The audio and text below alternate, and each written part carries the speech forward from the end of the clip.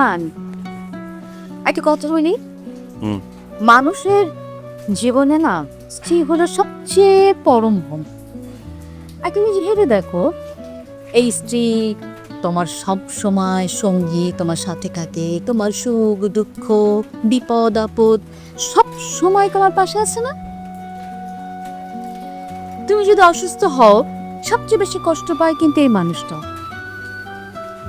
তোমার সমস্ত কিছুর লায়াবিলিটিস কিন্তু এই মানুষটা নেয় না? তাহলে এই এত কিছু যে মানুষটা করে তাকে অবহেলা করছো কেন?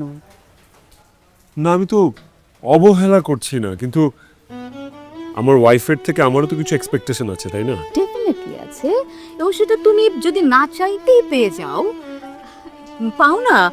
আমি কিন্তু যদি মনে করি যে এই মেয়েটা মানে তোমার ওয়াইফ পাইজা, আমি কিন্তু শুধু কথা বলেছি।